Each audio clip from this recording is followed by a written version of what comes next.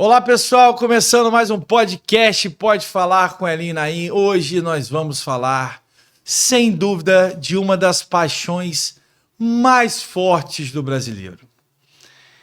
Quem não é, ou pelo menos não conhece, um amante da lourinha, podemos assim dizer, ou da geladinha, podemos assim dizer? Ou seja, quem não é apaixonado ou não conhece um apaixonado por cerveja, hoje nós vamos receber ele, que é sommelier em cerveja. O nome dele é Igor, vai estar aqui batendo um papo com a gente. Igor, muito obrigado por participar aqui com a gente. A gente sempre começa perguntando, primeiro, o Igor é da onde? É filho de quem? É pai de quem? Conta um pouquinho do ser humano, Igor, pra gente aí. Fala aí, bom dia. Eu sou natural de Campos, fui nascido e criado aqui. Meus pais também são de Campos e eu tenho uma filhinha de 3 anos que ela já sabe. Papai, abra uma cerveja que eu vou tirar uma foto junto com você. Que isso, rapaz. Ela só bebe água, mas Lógico, já tá sempre. tirando a foto da cerveja com o papai. Como a gente estava falando aqui, você é novo, pô, você é um cara novo ainda. Quando que começou essa paixão pela cerveja e, obviamente, depois não virou apenas uma paixão, virou uma profissão, assim podemos dizer, e com certeza a gente vai falar um pouquinho sobre a vida do Igor e aquilo que o Igor exerce hoje. Mas, primeiro, quando surgiu a paixão e depois, obviamente, quando surgiu a decisão de ser sommelier de cerveja, disse passagem. Cerveja. Então, começou lá em 2014, hoje eu tenho 34 anos, na época eu tinha ainda 23, no início de 2014. Eu vi que o mundo de cerveja ia além ali das tradicionais que a gente bebe no dia a dia, vendo um jogo, saindo com os amigos em bares. Eu vi uma garrafa diferente num bar desse e falei, nossa, o que é aquilo ali? Ah, é uma cerveja de trigo. Eu vou experimentar, experimentei, achei interessante. Comecei a pesquisar. Em 2014 eu comecei a assinar um clube de cerveja para ter sempre alguma coisa nova, diferente. E dali eu comecei a criar esse interesse. Aí fui vendo que tinha cursos, tinha várias coisas. Iniciou ali como um degustador de cerveja, podemos assim dizer. Você gosta de cerveja? Eu gosto de cerveja. Gosta de cerveja. Aí já viu uma embalagem diferente e falou assim, vou experimentar isso aqui. Ó, o tal da embalagem, muitas das vezes, faz você querer experimentar. Depois uma assinatura para receber cerveja diferente. Até o ponto que você falou assim, rapaz, eu acho que eu vou tocar nisso daqui.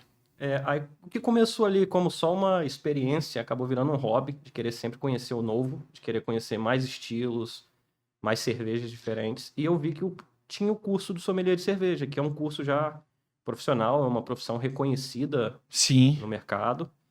E aí eu fui e fiz o curso. Onde foi esse curso? No Rio? Esse curso eu fiz com uma cervejaria um curso de cervejaria de São Paulo. Eu fiz durante a pandemia, então praticamente todas as aulas foram online. Mas é bem legal que eles mandaram todo o kit. Mais de 60 cervejas chegando na minha casa, diferente. Enquanto você estava ali, triste, muitas das vezes, por não poder sair de casa, nosso amigo Igor estava trabalhando, fazendo a faculdade ali, mas o curso, degustando tudo quanto é tipo de cerveja. Até porque eu hoje eu não entendo 1%, né? Mas eu sou um apreciador de vinho. Então eu aprendi a gostar de vinho de uns 4 anos para cá. Acho que iniciou também ali perto da pandemia. E alguns amigos que gostam, e vai querendo experimentar, querendo saber, entender. Mas existem milhares de cervejas diferentes, né? Milhares. Eu tenho um aplicativo que eu vou catalogando todas as cervejas que eu bebi, porque às vezes a memória falha. Então ali no aplicativo você bota a foto, dá a sua avaliação e dá umas notas. Hoje eu já avaliei no aplicativo mais de 4.400 cervejas. Ou seja, o Igor já bebeu mais de 4.400 cervejas diferentes. Meu irmão, isso é surreal. Isso é muito louco, meu. Só para lógico que a gente vai aprofundar, porque a ideia, até por você ser um profissional da área, de você entender disso também. Mas vamos lá. Vamos começar. As mais tradicionais que a gente chama são a Pilsen, né? Vê se eu tô... Vamos lá. É Pilsen que fala? Popularmente é conhecida como Pilsen. Mas, na As verdade, pessoas conhecem como Pilsen. Conhece como Pilsen, mas até se você for olhar na própria lata, na garrafa, no rótulo, em letrinhas miúdas, vai estar ali cerveja American Lager tipo Pilsen. O que a gente conhece aqui como Pilsen, na maioria das vezes, é a American Lager. Porque a Pilsen ela é produzida de um estilo específico, origem lá na República Tcheca. Nem era República Tcheca, ainda era a região da Boêmia. E a Pilsen ela é um pouquinho mais clara e mais amarga do que o que a gente está acostumado aqui. Então, para adaptação do paladar, a gente bebe hoje uma American Lager tipo Pilsen. Entendi. Então, a Pilsen de verdade é um pouco mais amarga do que essa American Lager. Lager. Então, hoje, as tradicionais, né, as populares que a gente fala, que são as cervejas de grande massa, né, que a gente fala o grande volume de pessoas que vai inúmeras marcas, é essa nomenclatura que você acabou de falar. Da onde você consegue enxergar, porque virou é um mercado financeiro absurdo, né? Hoje hoje a maior companhia de cerveja, se não me engano, não sei se é a maior, uma das maiores do mundo é a Ambev, né? Que na verdade é um conglomerado de vários rótulos, né, diferentes. Várias cervejarias. De várias cervejarias, exato. Onde o Brasil está inserido nesse mundo que você vive? Não só como quantidade de consumo, mas também de quantidade de bons produtos. E aí você pode falar porque você entende do assunto, ou seja, existem bons produtos e aonde a gente está inserido no mundo quando fala de cerveja? Eu acho interessante porque a gente está muito bem inserido no mundo todo, tanto no contexto, como você falou, de cervejas de massa, cervejas de produção em escala industrial, quanto dos pequenos produtores. A gente está sendo muito bem visto no cenário internacional. A Ambev, a AB InBev, diferente de onde ela está atuando ali, ela vai ter o nome de empresa dela, ela é gigante no mundo. E ela tem poderes sobre as marcas muito tradicionais. Até, por exemplo, na Bélgica, a Hoegaarden. Pode usar qualquer nome. A Hoegaarden hoje... Que é um rótulo bem... É um rótulo belga tradicionalíssimo, desde... Essa receita, eu acho que ela é de 1800 e alguma coisa, foi revitalizada. Eu tô olhando a imagem da... Eu sou um apaixonado pela propaganda, então eu sou apaixonado por imagem, por uma boa propaganda em si. E eu tô olhando a imagem do rótulo. Eu tô na fisionomia. Inclusive, a Ambev mudou o rótulo também de acordo com o país para poder se adaptar àquilo que a cultura ali vai enxergar de uma forma melhor. Continua mantendo a receita original, mas o rótulo, assim, alterou, assim, minimamente para se adaptar ao mercado, mas é a mesma receita original lá. E você entrou numa área que a gente vai até entrar aqui em Campos, até para valorizar quem é da nossa terra, quem faz, quem produz cerveja aqui. Campos está bem servido? Tem boas marcas, bons produtos da nossa cidade? Campos está muito bem servido. Eu conheço praticamente todos os cervejeiros de Campos que têm, que participam, tem algum tipo de produção, fazem excelentes produtos. Muitas vezes eu procuro esses cervejeiros, porque eu frequentemente estou no Rio, com a galera que faz parte dos grupos de sommelier, com bares dedicados. Eu peço, dá 1, 2 garrafinhas sua, que eu vou levar lá para o Rio, para galera vocês experimentar e ver a qualidade. Ver a qualidade que a gente tem aqui. Eu já eu conheço alguns também, Participei de um concurso de cervejeiro caseiro, que teve ali na Vila Maria. Pô, não... Antiga Vila Maria, acho que mudou o nome. Não, é Vila Maria ainda, Vila Maria. Teve um concurso Lugar de cervejeiro belíssimo caseiro na Vila Maria. Pô, que legal, cara. O pessoal mandava ali e a gente fez a avaliação conforme uma súmula profissional. A gente usou a avaliação de concurso brasileiro e de concurso mundial. Para fazer... As pontuações foram altíssimas. E muito cervejeiro que a gente não conhecia, só estava ali no grupo da confraria, o cara que não participa ativamente em cervejaria, faz a produçãozinha caseira de 20 litros, 30 litros. era cada pedrada que chegava pra gente experimentar. É Eu mesmo, falei, cara. cara, é fora da curva. O pessoal aqui estuda muito e sabe fazer. Pô, que bom. E depois a gente vai estar até vendo se a gente consegue botar na matéria que a gente for fazer do podcast. A gente vai pedir depois ao Igor o nome de todas, para o Igor também. Às vezes vai esquecer de falar uma, vai dar uma ciumeira danada, mas eu conheço algumas de pessoas, pô, extraordinárias, pessoas super do bem e que a gente vê inserido aí no mercado e torcendo para que essas pessoas cresçam, né? Porque você começa a ir para uma produção um pouco maior e eu acho que tem punch para isso, né? A galera tem condição, né? De fazer com que esse produto chegue em outros lugares, né? Em outros bares, né? Sim, é bem difícil. Assim, o mercado, apesar de ele estar em crescimento, tudo aquilo que é novidade é difícil de emplacar no público geral. É. Eu costumo dizer com o pessoal que é um trabalho de formiguinha.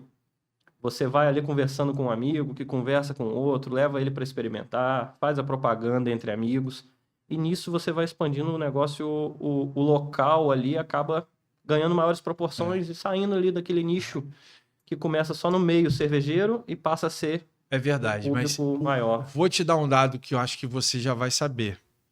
Salvo engano, foi depois da pandemia esse dado. A gente tem um relacionamento, né? A gente tem uma empresa de entretenimento, de eventos há muito tempo na cidade. E a Ambev é nosso parceiro já há mais de 15 anos. E dado uma vez, não me lembro se foi depois da pandemia ou antes da pandemia, houve um aumento significativo de consumo de cervejas premium, que a gente fala de cervejas com o valor agregado maior, ou seja, não houve um crescimento da Pilsen, né, da grande marca, mas houve um volume absurdo de crescimento dessas cervejas premium, e aí acabou acontecendo aquilo que você já mencionou, né? A Ambev, quando cria um corpinho, uma empresa fica um pouquinho maior, com produto de qualidade, a Ambev vai lá e abocanha aquela cervejaria. Então, é algo muito bacana de você ver produtos como... Vou dar um exemplo das de Campos.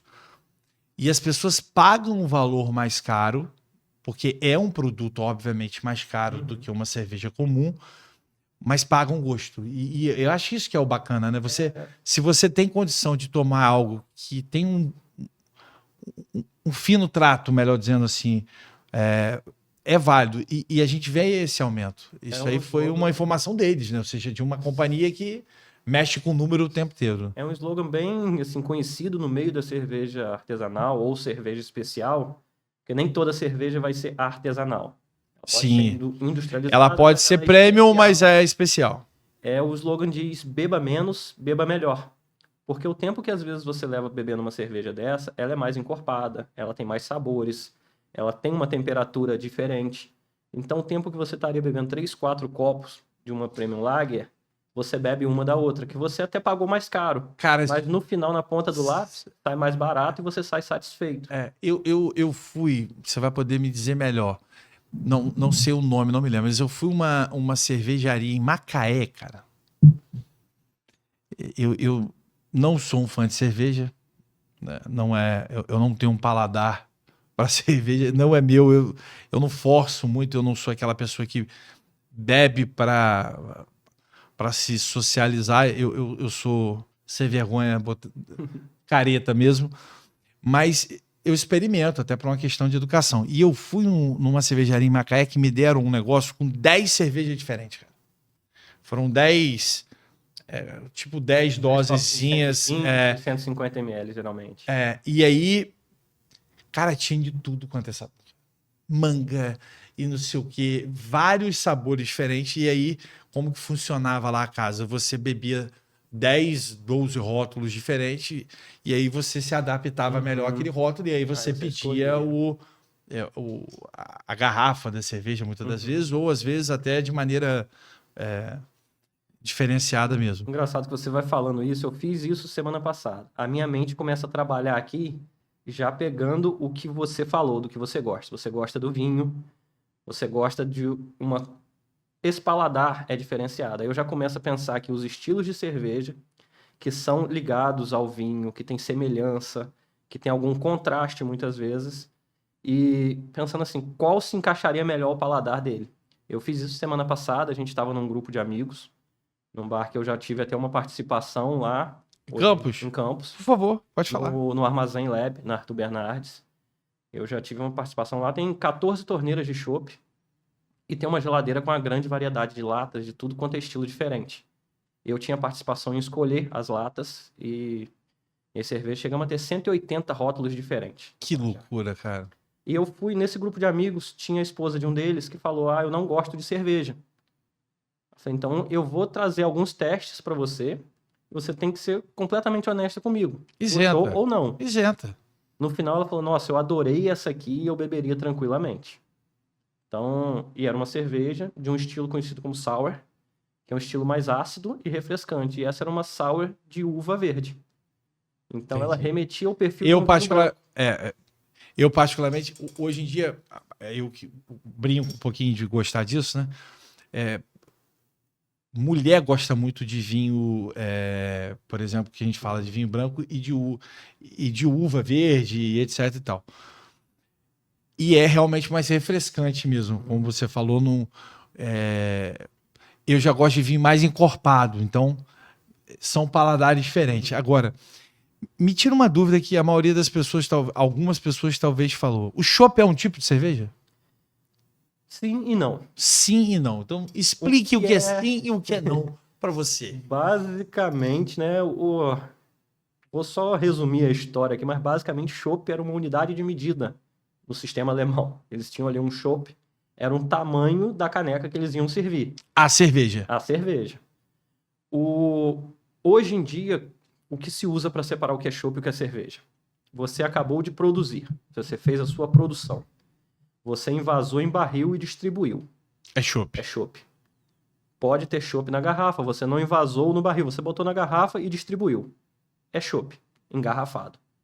Pasteurizou.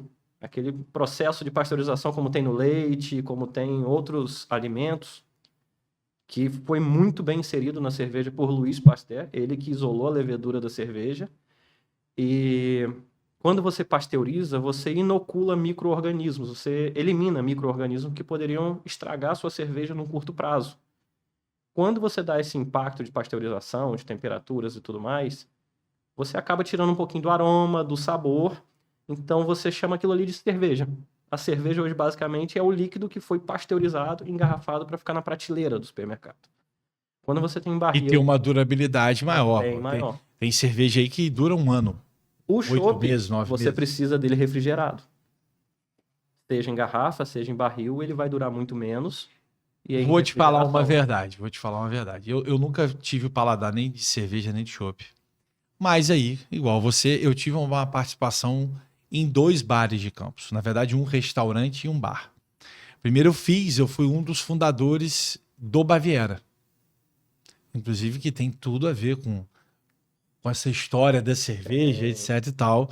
O nome, inclusive, foi inspirado na época exatamente por uma questão de cerveja. A gente fez, na época do Baviera, uma ilha que tem até hoje ali uma ilha onde é servido o chopp. E depois eu fiz o escritório bar, que não sei se você chegou aí, ali na Pilinca ali. Foi, inclusive, a primeira casa de Campos, salvo engano, eu não sei nem se existe ainda, mas foi a primeira casa de Campos, a primeira casa do interior do estado a ter chopp Spaten, chopp em Stella, perdão. É porque agora a Spaten tá tanto na moda, tá? E é um produto que a gente, quanto Quatro Ventos, consome muito, né? Vende muito a marca Spaten. Então foi o primeiro lugar a ter chopp Stella. Então eu lembro que eu tinha uma terça-feira, que porra, era uma terça-feira fenomenal. Tinha uma cantora, não sei, há muito tempo que eu não a vejo, então não sei por onde andas, né? Chamada Tininha Highlander. Ela cantava blues e jazz, então era toda terça-feira no escritório bar, era dobradinha de chopp Stella, um Jacaré, um grande saxofonista da nossa cidade, tocou com o do Américo, hoje um cara renomado, e ela cantando. Cara, era o dia que eu não deixava de estar no escritório bar. E aí, como eu sou um cara muito ativo, tanto de gostar de cozinha, quanto de lidar com o público, na hora da correria eu ia tirar chopp. E aí, cara, aquela caneca congelada, e você tirando um, tirando o outro, você acabou que eu meio que hoje, se eu, por exemplo, ontem eu fui num aniversário, todo mundo bebendo cerveja, eu não estava querendo beber, eu tinha tomado vinho um dia antes, eu falei assim, vou beber. Eu falei, irmão, traz uma caneca de chopp para mim. E aí eu tenho um paladar de gostar do chopp e não gostar da cerveja. É paladar, é diferente, né? Paladar. O chopp ele vai ser sempre mais fresco. O chopp te dá aquela sensação do líquido que saiu do tanque. Ele é o mais próximo de que você vai estar bebendo dentro do tanque de uma cervejaria. É o chopp. A cerveja acaba impactando. É igual gente que gosta de beber leite e tem aquele leite da fazenda. Exatamente, fresco. exatamente. Depois que ele passa pela pasteurização. É outro produto, caixinha, é outro produto, é outro produto. É muito parecido com a cerveja, é o mesmo processo, assim, vamos dizer. Então, na verdade, agora eu entendi. O chopp, na verdade, não deixa de ser uma cerveja. Ele foi criado como uma dosagem, né? Pelo que você está falando, era uma dosagem para ver ali o produto. E aí acabou que a cerveja ela é um produto onde ela tem que ter uma fermentação talvez diferente, até porque o chopp, como você falou, ele, acredito eu, como eu vivi muito essa experiência de perto, mesmo que com refrigeração, ele tem um tempo muito rápido de comparado à cerveja, não tem nem como... É bem rápido. Tem cervejas aí pasteurizadas que você vê que a validade dela, do lote para validade, são 2, 3 anos. Dificilmente você vê vai uma ter um cerveja chopp dessa artesanal que dure mais de 6 meses, mesmo em refrigeração. Ela vai perdendo qualidades com o tempo. O chopp, então, mesmo refrigerado, acho que 15 dias, 20 dias, não sei. Depende se você já abriu o barril ou não. O barril Sem aberto, Não, aí chega a 7, 10 dias no máximo, dependendo ainda dos ingredientes que foram usados, porque hoje tem uma infinidade de ingredientes que você pode usar. Tem cerveja hoje que leva lactose. Uma cerveja dessa com lactose não pasteurizada, acabou. são poucos dias em ambiente, assim, mesmo que controlado a temperatura, mas você abriu E o chopp em contato com ar. e fechado é que o máximo que uns 20 dias no mês. Não, dependendo ali Até do mais. funcionamento, ele pode chegar aí a alguns meses aí, bem acondicionado. Vamos falar um pouquinho da sua profissão hoje. Hoje, o Igor, ele é contratado para quê? Para julgamento? Qual é a... Vamos dizer assim... Além de você ser chamado por várias cervejarias para testar, para ver se o produto está com qualidade, não está, o que pode ser feito. Fala um pouquinho da vida do Igor, quanto na profissão de sommelier de cerveja. Na profissão de sommelier, eu costumo dizer assim que eu gosto tanto do meio, gosto tanto do mercado, e esse hoje não é o meu ganha-pão. Eu ia chegar depois dessa pergunta. Eu raramente cobro alguma coisa. Algumas vezes, assim, quando é um serviço que eu não gosto tanto de fazer... Toda profissão, né? Tem aquelas coisas que você gosta mais, que você tem mais afinidade, e outras nem tanto. Mas eu sou mais chamado para dar a minha opinião em avaliação do produto final. Que é o que vai para a rua. Que é o que vai para a rua. Enquadrar ele em estilos e algumas coisas assim. Fui chamado para alguns concursos como juiz de... Concurso vai muito do assim, não é que essa cerveja é boa ou ruim. Ela é fiel ao estilo proposto ou não. Ah, não. Isso é um América Lager Pilsen ou não? Ou não. Isso. Essa é uma IPA clássica ou ela tem alguma coisa que desvia do estilo? Acho que nomenclatura nós temos mais de 1000, né? No mínimo, né? Tem muita. Eu fui olhar eu já vi, então há trocentas nomes. Eu fui olhar esses dias, eu bebi mais de 250 falando nem estilos. Estilos. É isso que eu tô te falando. Bebi mais de 250 estilos. Aí eu pensei, falei, cara, não sei nem enumerar todos hoje. Mas uma coisa assim, que faz muita parte do dia a dia de um sommelier e não é tão a minha praia. Eu comecei a praticar depois do curso, que é a harmonização de pratos. Isso é muito bacana. Né? Eu acho lindo, mas é muito difícil para mim. E isso é um mundo real dos vinhos, né? O vinho hoje, os amantes do vinho, né? Eu sabia também da cerveja, mas hoje o vinho, ele consegue, como é que eu posso dizer? É mais divulgado a harmonização do vinho com a comida do que a cerveja com a comida. Eu acho que existe meio que um preconceito, talvez, né? muitas das vezes, poxa, quando eu vou comer, eu não vou beber. Essa Tem. frase é muito... Eu não vou comer uma feijoada e Ah, tomar uma cerveja preta. Exatamente. Não diz muito assim. Mas é uma parte, deve ser uma muito parte bacana, que né? eu acho muito legal. Eu não era de cozinhar, passei a cozinhar algumas coisas para harmonizar com cerveja que eu aprendi no curso. Passei a gostar muito mais e apreciar café do curso de cerveja. Inclusive, tem uma cervejaria do Espírito Santo que mandou uma cerveja com café para um concurso na Inglaterra e ficou com bronze. Que loucura. E Uma eu vou dizer brasileira. que a gente que eu digo, eu não sou... Eu sou fora da curva. Eu sou um brasileiro fora da curva. Porque eu acho que o brasileiro ele tem duas grandes paixões quando fala de bebida, né? O brasileiro é apaixonado por cerveja e o brasileiro é apaixonado por café. Eu gosto de mate. Eu gosto de mate. Eu adoro mate. Mas minha esposa é apaixonada por café, minha irmã é apaixonada por café, mas apaixonada mesmo, daquela de não vai tomar café menos de 2 vezes por dia. Vai acontecer, tá com azia, tá doente, tá o que for, vão tomar café. E é uma paixão absurda. Então, juntar essas duas paixões, eu acredito que tenha ficado realmente muito louco, né? É muito comum no Brasil. Fora do Brasil, não é comum você ter cervejas com café. O brasileiro, Mas no ele é Brasil tão exótico, excelente. cara. Ele é tão exótico que, gente, só para vocês terem ideia do quanto... Eu não sei se deve ter lá fora, mas eu acredito que foi uma adaptação. Gente, criaram Coca-Cola de café, cara. Tem café com muita coisa. Ou seja, a paixão do café é tão... eu vou até pesquisar depois para saber se isso foi feito por causa do Brasil. A gente sabe o produto mais consumido, o refrigerante mais consumido é a Coca-Cola. Isso é inevitável. E os caras criaram uma Coca-Cola de café devido à grande paixão do café. Olha que loucura, cara. Você pega a maior marca, o maior consumo de bebida do mundo, os caras criaram com café. O café. E é tão interessante como a gente consegue colocar o café em qualquer coisa, assim, vamos dizer, que o maior impacto que eu tive foi com essa cervejaria, que eles fizeram uma cerveja do estilo Blonde Ale, que é uma cerveja clara. O pessoal tem em mente, assim, vai ser da cor de uma Brahma. Você bota no copo, você vê ela clarinha, amarelinha. Quando você cheira, você sente o aroma do café explodindo ali. Você fala, como é que posso ter café aqui numa cerveja tão clara? Porque ele foi feito em infusão do café a frio. O grão do café verde. Antes de torrar, né? Não verde, mas do fruto. Usaram o fruto do café sem torra. É muito louco isso. Na cerveja, com uma infusão a frio que durou semanas. É muito louco isso. E a cerveja, você sente o cheiro, você sente o gosto do café, mas ela não tem o amargor nem a torra. E a gente estava falando da questão da harmonização, né? Que você estava falando, que é uma coisa que você aprendeu a gostar e eu acho que é um mercado absurdo, tá?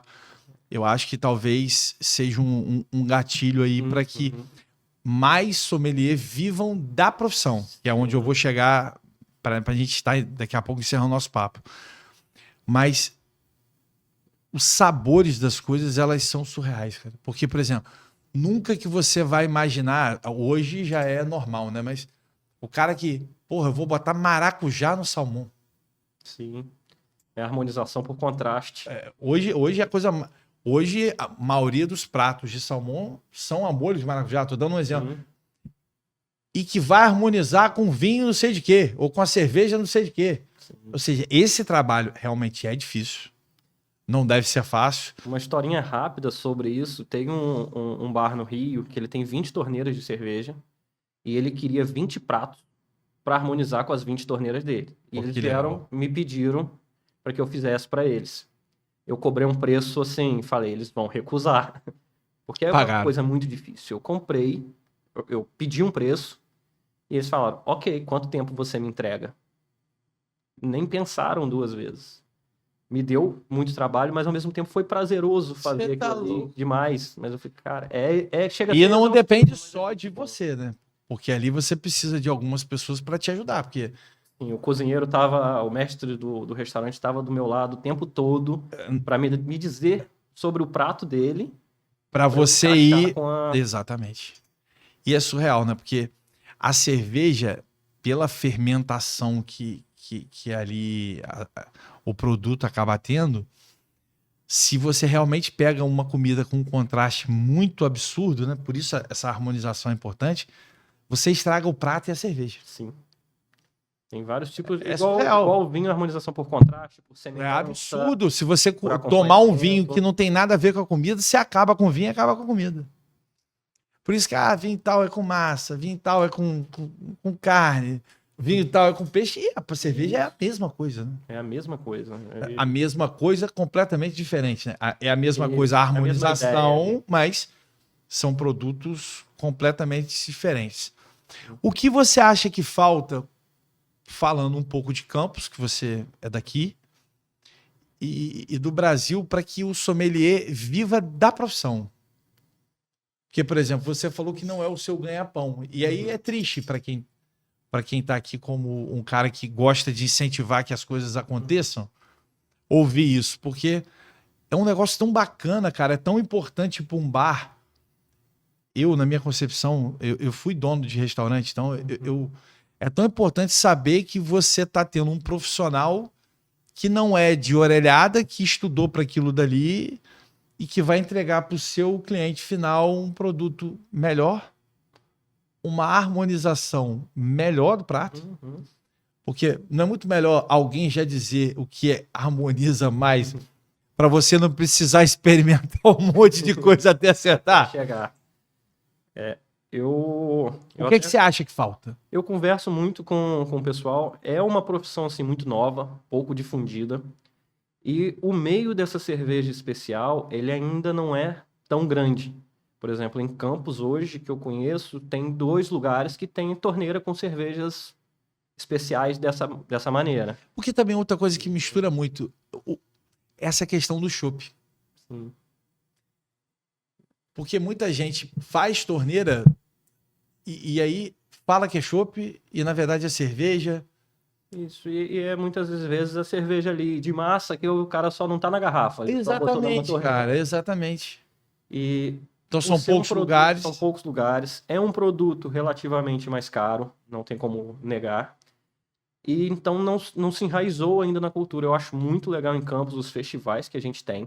A gente sempre vê que dá público, dá movimento. Dá. E no festival, por mais que a pessoa vá lá e fale, eu vou beber a Pilsen, porque é o que ela gosta. Muitas das vezes ela experimenta um outro e vai gostando e vai tomando gosto. É aquele trabalho de formiguinha que eu falei no início. A gente vai Mas tudo ali é assim, né, cara? participando. Eu não tenho conseguido ficar muito em Campos aos finais de semana, mas toda vez que tem um evento aqui, que tem alguma coisa, eu faço questão de ir lá. Vai estar prestigiando também, né? Sim, tem agora a cervejaria do Mosteiro lá de São Bento, lá em Mussurepe. Eles têm a própria cerveja agora, Não sabia. Me e é para explica aí. sustento do Mosteiro. a Não venda. sabia. É uma tradição. Pô, vamos marcar de fazer um material lá para conhecer. Eu conversei muito com o Dom João, que está hoje à frente do Mosteiro ali. A ideia deles é fenomenal. Eu até falei com minha esposa que a gente precisa fazer uma visita lá no mosteiro, assistir uma missa e acompanhar um pouco do dia a dia deles ali. Isso é uma tradição muito legal belga, lá do século XII, XIII, se eu não me engano, que são cervejas de abadia, onde a cerveja ou ela é feita ou ela é supervisionada pelos monges e elas ganham um selo. Só para entender, então. Então, no Mosteiro de São Bento, eles criaram uma produção de cerveja? Eles não produzem lá, mas os monges acompanham a produção na fábrica. Que legal, cara. Eles chamam, se eu não me engano, é single trapista que eles têm no Brasil, que é de uma tradição belga. E toda a venda é revertida pro mosteiro, para sustentação do legal. mosteiro, e o excedente é para caridade da região. Pô, muito legal. O lucro é todo revertido Muito legal.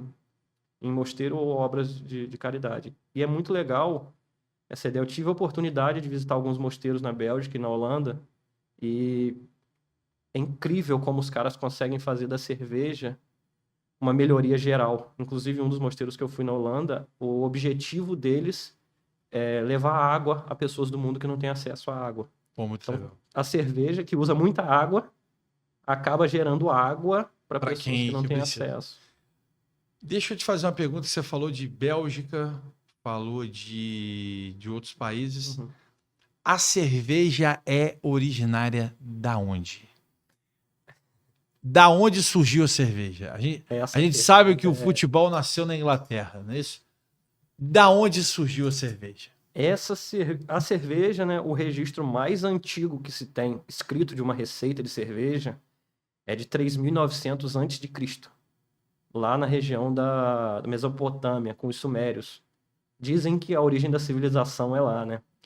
E a cerveja, tem-se alguns estudos que dizem que ela surgiu lá 7.000 anos antes de Cristo, Na na Mesopotâmia. Mesopotâmia. E surgiu de um acidente. Eles guardavam grãos, né? Trigo, cevada, grãos em Que ânforas, loucura. que pegou umidade, azedou. Eles viram que aquilo ali se tornou um líquido diferente e começaram a tentar reproduzir até que em 3.900 a.C. existe um que eles chamam poema a Ninkasi, que é conhecido como a deusa da cerveja, que tem lá nas tábuas escrita a receita de uma cerveja.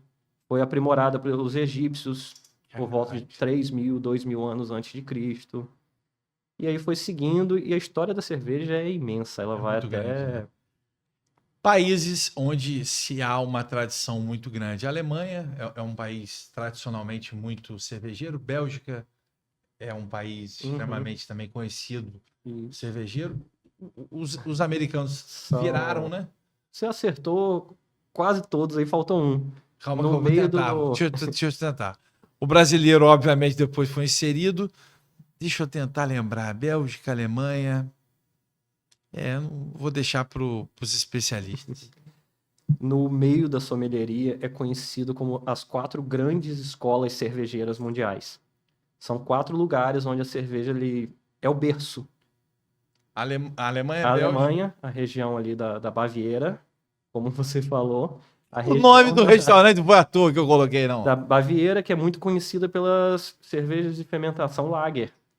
E até cerveja de trigo também vem dali. Sim, sim. As cervejas mais claras e mais voltadas para o malte. Elas são conhecidas ali da região da Baviera. Hoje a Alemanha é uma grande escola. A mais antiga, se eu não me engano, que é a Inglaterra. Eu ia chutar os ingleses, mas não Lá chutei. começou com a cerveja Porter, Stout, as ales, como a gente vê muito em filme, que o cara chega no bar, ele não pede uma beer, ele pede uma ale, give me an ale, aí bate a caneca ali. Ah, é verdade. São as ale, que são cervejas mais encorpadas, mais de uma temperatura de fermentação mais alta, muito comum na Inglaterra, e depois veio a IPA, que surgiu também na Inglaterra, India Pale Ale, para viagem à Índia, que os ingleses faziam muito. Eles criaram uma cerveja que aguentasse essa viagem sem estragar. A Bélgica, muito comum por suas leveduras, cervejas de fermentação espontânea, que a levedura você não é adicionada na cerveja. Ela leva 2, 3 anos para ficar pronta, que ela usa a levedura do ambiente.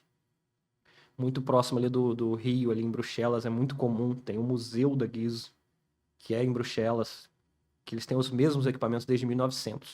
Rapaz, se esse homem ganha na Mega Sena, ele ia nesse lugar todinho para conhecer essa história toda. Essas 3 escolas que eu falei, eu já fui. Eu imaginei, eu ia perguntar. Consegui conhecer e falta que a 4ª legal. escola cervejeira. Já tô com a passagem comprada para ir em maio, que é a americana. A Costa Oeste, ali a Califórnia, que é já a cena cervejeira dos anos 70 e 80 agora, que é a American IPA, que são cervejas amargas, com frescor, mais com sabor de fruta, que mais uma semelhança da cerveja com vinho. O que dá o sabor de fruta é o terroir do lúpulo. Assim como o terroir da uva muda de um país para o outro, Muda exatamente muda uma a... cerveja de um país para o outro. Rapaz, aqui uma aula. Eu já estou embebedado. Irmão, muito obrigado pelo bate-papo. Obrigado mesmo de coração.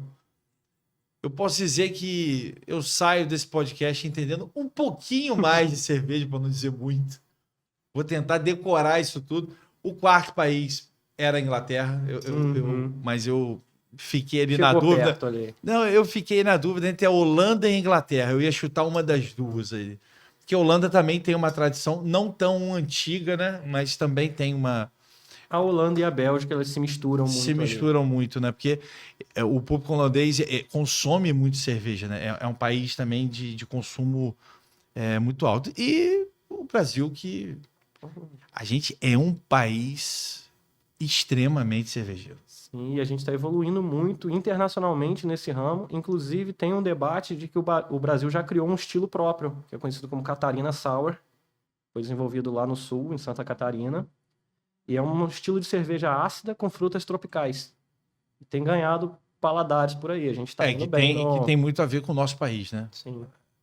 Eu, particularmente, eu acho que a cerveja ela tá anos-luz na frente do vinho, não tem nem comparação, estou falando a nível Brasil, né? O consumo de cerveja é absurdamente maior, devido também à questão do poder aquisitivo, né? O vinho, por si só, ele é um produto mais caro do que a cerveja, pode ser o menor valor de um vinho, ele já é mais caro do que comparado a uma cerveja, é absurdamente diferente, né?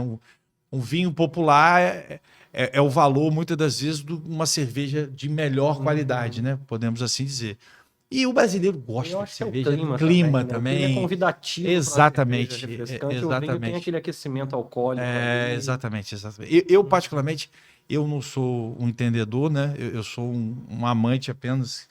Eu gosto de tomar o vinho um pouquinho, a temperatura além do que se diz que é para tomar, ou seja, a gente já teve sommelier aqui de vinho, que o vinho tem que ser no ambiente tal, YXZ, obviamente o cara estudou para isso, então ele entende muito mais que eu, mas eu gosto um pouquinho mais gelado do que geralmente, mas a gente vive num país onde o calor é absurdo, então o chopp, a cerveja é uma paixão muito por causa do clima também. Sim, isso vai de cada um. A temperatura que você falou, a temperatura influencia diretamente nas suas papilas gustativas. Sua língua ali tem milhões de sensores que pegam sabores, temperatura, pega tudo isso. Então, quanto mais gelado, você acaba amortecendo algumas papilas e sobressaindo outras. Então, você tem a diferença de temperatura, que por mais que seja uma questão física, é uma grandeza física a temperatura, mas ela vai influenciar na percepção dos sensores da sua língua. Irmão, obrigado. Antes de encerrar, eu queria que você dissesse, curiosidade, até para quem está em casa também, hoje o Igor trabalha com o que, além de ser sommelier? Eu trabalho no ramo do petróleo, com equipamentos submarinos. Conhecido, antigamente teve um antigo gerente de uma Petrobras, que falou até num programa, acho que o Global Mar, se eu não me engano, alguma coisa assim, que ele falou que a árvore de Natal, que é o nome do principal equipamento que eu trabalho, é como se fosse a torneirinha do poço de petróleo. Entendi. Então eu trabalho ali com a parte que vai no fundo do mar, a cabeça do poço de petróleo e a árvore de Natal. Irmão, papai do céu te abençoe, obrigado aí. Trouxe para você também esse bonézinho obrigado. aqui. Com a marca que eu desenvolvi, mais eu acessórios cervejeiros. Eu tenho um Instagram, bacana. onde Por favor, fala. o... Eu vou usar e vou te mostrar. Vou postar depois e vou mostrar. Mas explica. Qual o significado primeiro? Cheers? Cheers to the best beers. É um nome que ficou bem complicado, mas quer dizer a marca é bem bacana. Um brinde às melhores cervejas. Esse aí eu comecei e falei assim, poxa, cara, que tanta bacana. cerveja diferente, deixa eu mostrar pro pessoal. Aí eu criei esse Instagram, um brinde às melhores cervejas. E aí, ali tem os rótulos, tem as notas, tem tudo que você já experimentou. Não tem tudo ali. Não, mas porque também se der 4 mil e pouco, não é um dicionário. Eu confesso que eu tenho postado pouco ultimamente, mas eu gosto de postar ali a cerveja, dizer as características dela. Eu não digo se é boa ou ruim, porque isso é muito pessoal. Exatamente. Eu dou as características, digo a origem dela, o teor alcoólico e conto alguma história breve sobre ela ali. Poxa, que legal, cara. E conto sobre as minhas viagens também agora. Pô, imagino, cara. Cervejeiras. E como é que tá inserida a nossa princesa aí nessa história aí? Ela surpreendeu na viagem que a gente fez. 3 anos de idade, qual o nome dela? Rafaela. Ela tinha 1 ano e 9 meses quando a gente foi pra Europa, finalzinho, quase inverno, né? Final de outono. 1 ano, eu viajei com o meu pequeno, hoje o meu mais velho, né? Eu fui pro Chile, eu fui a Santiago com o Pietro, acho que dessa idade aí. Porra, carrinho no lombo pra pegar metrô, pra pegar trem. É osso, irmão. Na Europa, então... Ela não aceitou ficar no carrinho, não queria, era colo, andando o dia inteiro. Coitada da minha esposa, que ela queria mais o colo da minha esposa. Não, mas o carrinho era muito mais pra quê? Pra quando dormia, tinha que botar no carrinho, cara. Porque a gente pegava durante o dia, não voltava a casa, então... no apartamento onde a gente alugou na época. Então o carrinho era mais para Dá um descanso pro braço. dormir um pouquinho. Pô, jogava ali. Nossa, a gente foi, tem muita foto dela nas cervejarias comigo e ela. E ela se surpreendeu, como é divertindo. que você falou uma frase comigo, Ela ficou surpreendeu, eu achei que ela daria assim. Bom, criança, a gente falou, um vamos ano e fazer a 9 meses. viagem, mas vamos fazer no ritmo dela, não vamos impor nosso ritmo. Nossa, ela surpreendeu positivamente, que ela adorou tudo que ela via na cervejaria. Quando a gente fazia o tour, ia fazendo, chegava no meio do tour, a gente viu, ela já estava dormindo no colo, com as histórias ali. E, pô, tem umas fotos muito legais dela dormindo nas cervejarias, Não, você dela falou ali, brincando. a gente, antes de entrar ali, você falou uma frase que ela falou pra você. Ah, quando eu vou tirar, toda cerveja nova que eu vou beber, eu tiro a foto. Ela já chega e fala, papai, deixa eu tirar a foto. E muitas das vezes ela vai, quando eu abro a cervejeira, ela já vai falar, hoje você vai beber essa. É ela que escolhe a cerveja muitas das vezes Pô, que eu que vou bacana, beber. cara. Pô, que É. bom que seja. Que bom que ela tá, mesmo que muito nova, né, pessoal? Nós falamos 3 anos de idade. Mas ela já tá entendendo que é uma paixão sua, né? Que é uma. E tá inserida ali junto. Você poder estar com quem você mais ama, inserido do que você mais gosta, pô. Podemos dizer que você é um privilegiado. Isso. Eu costumo dizer que é um privilégio, porque o meu emprego hoje me dá essa oportunidade de eu ir além dessas cervejas especiais ali do dia a dia. Sim, poxa, e graças a procurar Deus. algumas cervejas realmente muito especiais. Tem algumas ali em casa. Já ouvi dizer que tem uma garrafa que eu tenho em casa que eu sou a única pessoa no mundo que tem ela fechada. Olha que loucura. Já me ofereceram um bom dinheiro nela Eu e eu ia tenho a te falar oportunidade quanto, de falar. Não, Não vá, me não tem ofereceram 3 mil dinheiro. reais nessa Não garrafa. tem dinheiro, cara. Tem coisa que o Falei, dinheiro não paga. Não não, vai isso pagar. aqui vai ser numa ocasião especial. Muito especial. Fala pra gente o Instagram. Cheers to the best beers. Bem difícil, né? Um brinde às melhores A cervejas. Mas gente se você vai digitar escrever. Igor Cheers, em brinde em inglês, CHEERS, encontra. Igor Cheers. Não, a gente vai botar também na legenda da chamada. Uhum. E é bacana. Pô, obrigado pelo boné. Eu vou fazer eu vou desejar uma coisa, né? Não sei se talvez seja isso que você quer, mas talvez seja. Eu desejo que, se Deus quiser, um dia você possa, que isso não seja apenas um hobby e que seja um ganha-pão.